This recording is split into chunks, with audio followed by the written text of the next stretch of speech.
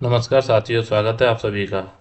आज हम बात करेंगे संकुल शिक्षक बैठक जनवरी 2025 के बारे में, जिसके संबंध में महानिदेशक स्कूल शिक्षा एवं राज्य परियोजना निदेशक कार्यालय लखनऊ द्वारा एक आदेश जारी किया गया है।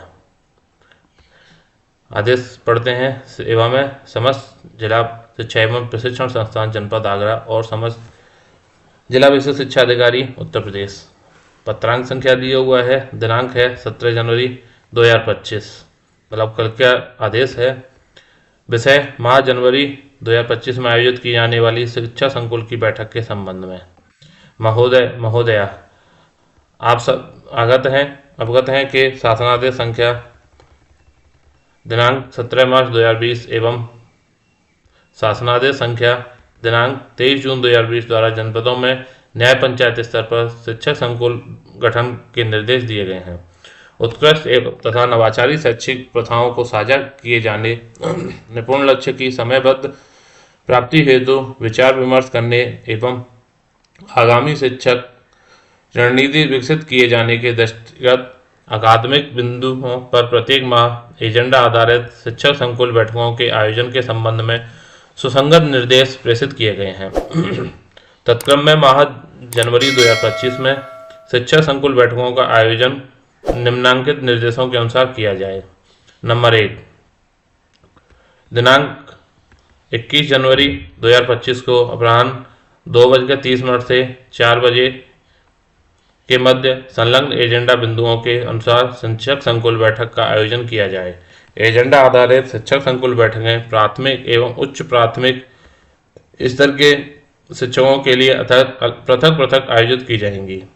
तत्संबंधी माह जनवरी 2025 की शिक्षा संकुल बैठक का सुझावात्मक एजेंडा संलग्न है। नंबर 2, बैठक से पूर्व शिक्षक संकुल द्वारा एजेंडा बिंदुओं का परस्पर विभाजन कर आवश्यक तैयारी की जाए, जिससे सत्रों का प्रभावी संचालन सुनिश्चित किया जाए। नंबर 3, समस्त शिक्षकों द्वारा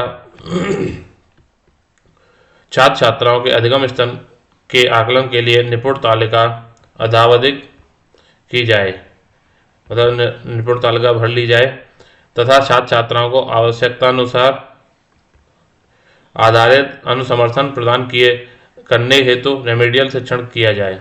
नंबर 4, प्रशिक्षण हैंडआउट्स, प्रिंटेड सामग्री एवं किट्स आदि शैक्षणिक सामग्री का कक्षा शिक्षण में प्रयोग के साथ ही दीक्षा, पीएम ई विद्या चैनल तथा यूट्यूब के माध्यम से साझा किए जा रहे शिक्षक प्रशिक्षण वीडियो का यथावश्यकतानुसार शिक्षण में प्रयोग करने के लिए शिक्षकों को प्रोत्साहित किया जाए। नंबर 5, प्राचार्य डाइट, मंडलीय सहायक शिक्षा निदेशक, बेसिक, जिला बेसिक शिक्षा अधिकारी, खंड शिक्षा अधिकारी, जिला समन्वयक प्रशिक्षण, डाइट मेंटर, एसआरजी एवं एआरपी द्वारा अनिवार्य रूप से एक शिक्षा संकुल की बैठक में प्रतिभाग सुनिश्चित किया जाए तथा वर्तमान शैक्षिक सत्र में निपुण लक्ष्य की प्राप्ति हेतु शिक्षकों को प्रोत्साहित किया जाए।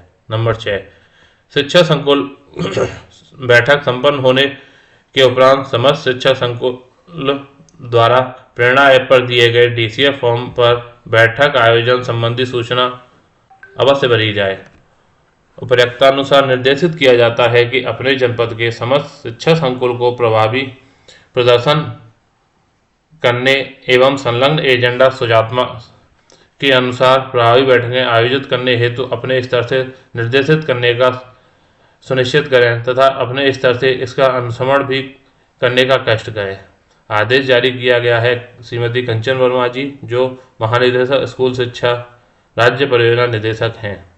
इसमें आगे दिए गए हैं आपके एजेंडा बिंदु दिए गए हैं, इनके बारे में बात करते हैं।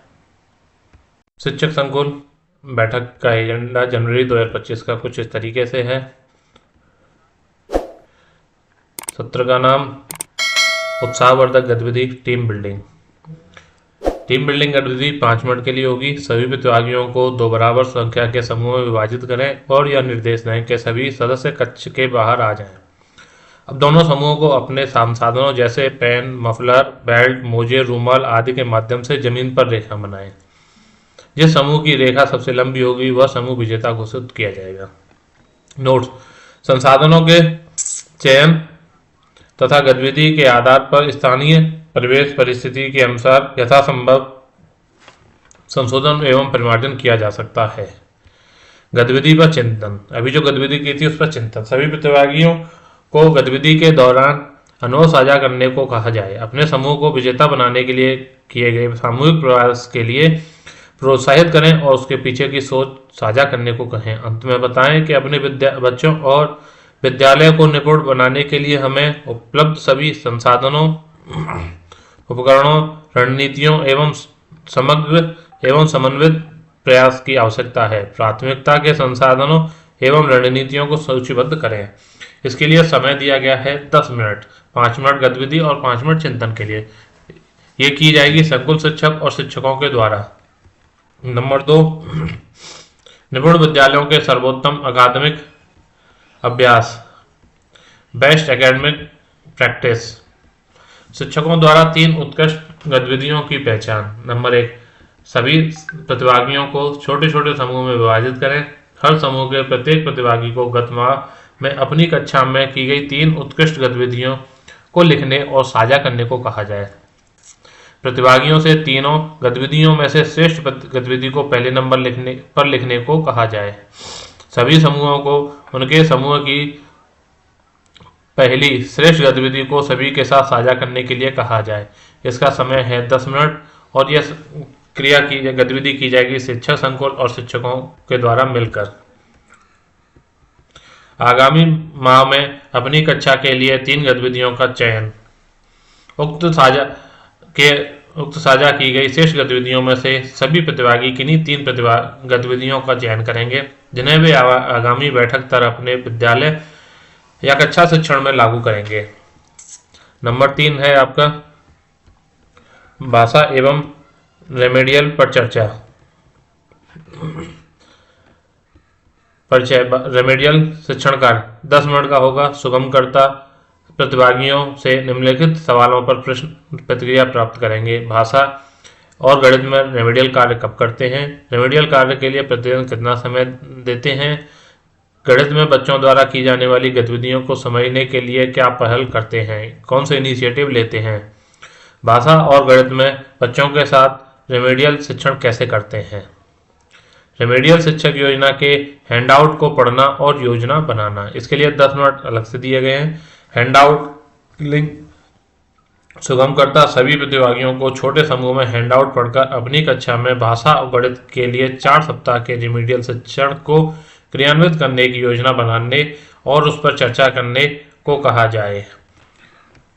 इसी के अंदर है रेमेडियल की योजना साझा करना। नंबर 4, वीडियो के आधार पर रेमेडियल शिक्षण कार्य पर समझ बनाना। इसके लिए समय दिया गया है आपका 30 मिनट कुल समय है। इसमें से 15 मिनट भाषा के लिए इस्तेमाल की जाएंगी।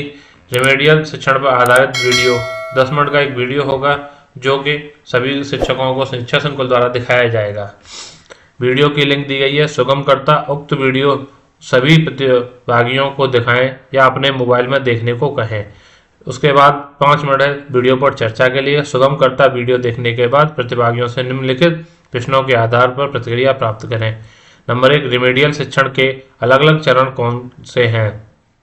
रेमेडियल शिक्षण हेतु छात्रों का समूह निर्धारण कैसे किया जाता है? अब गणित के लिए सेम प्रक्रिया की जाएगी। रेमेडियल शिक्षण योजना पर आधारित कार्य 10 मिनट के लिए। सुगमकर्ता द्वारा प्रतिभागियों को नीचे दिए गए प्रतिदर्श रेमेडियल शिक्षण योजना कक्षा 2 सप्ताह 19 प्रश्न संख्या 121 को पढ़ने के लिए किया जाए। इसकी लिंक दी गई है। सुगमकर्ता द्वारा प्रतिभागियों से रेमेडियल शिक्षण योजना पढ़ने के उपरांत अपनी कक्षा के लिए रेमेडियल शिक्षण योजना बनाने को कहा जाए। अंत में 2 प्रतिभागियों को अपनी योजना सभी के साथ साझा करने का अवसर प्रदान किया जाए। यदि कोई इस बिंदु शेष रह जाता है तो अन्य प्रतिभागियों द्वारा अंत में जोड़ा जाए। इसके बाद इसी में 5 मिनट का बचता है समय। रेमेडियल शिक्षण योजना के मुख्य बिंदुओं का दोहराव। इसके अंदर पहला होगा रेमेडियल शिक्षण कार्य में बच्चों को आ रही चुनौतियों के निराकरण की योजना बनाएं। नंबर 2, समूह की योजना केवल शिक्षक के लिए है।